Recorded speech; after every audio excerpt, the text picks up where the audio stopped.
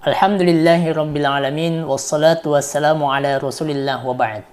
Kaidah yang ke-11, firman Allah Subhanahu wa taala, "Wala yuflihus sahiru haitsu ata."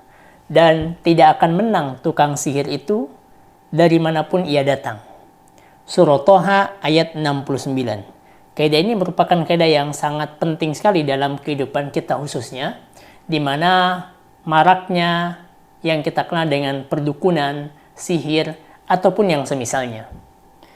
Terdapat juga ayat yang lain dalam surah Yunus menjelaskan tentang wala yuflihus sahirun, dan orang-orang tukang sihir tersebut tidak akan menang, tidak akan beruntung. Surah Yunus ayat 77.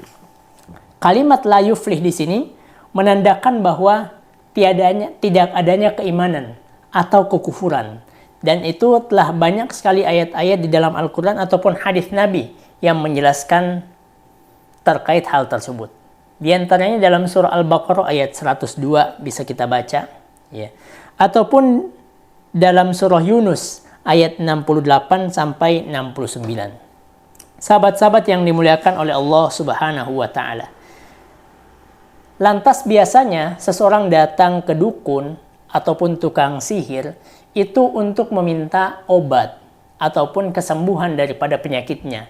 Namun kita ingat bahwa hadis Nabiullah Muhammad SAW, Nabi bersabda, "Ma anzalallahu da'an illa anzalalahu syifaan."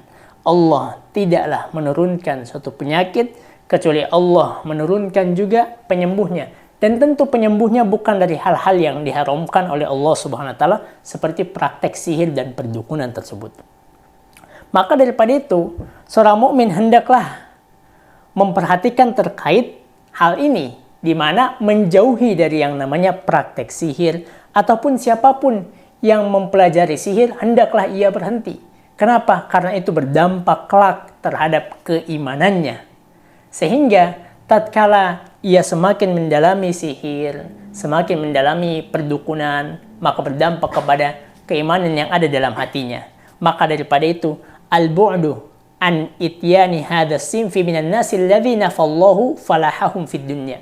Mari menjauhi kelompok manusia yang sibuk dengan perdukunan, sibuk dengan sihir, karena Allah Subhanahu wa taala menafikan al-falah, keberuntungan, kemenangan bagi kelompok tersebut.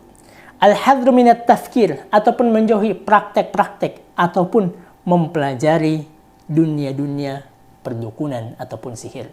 Wallahu alam walhamdulillahi rabbil alamin.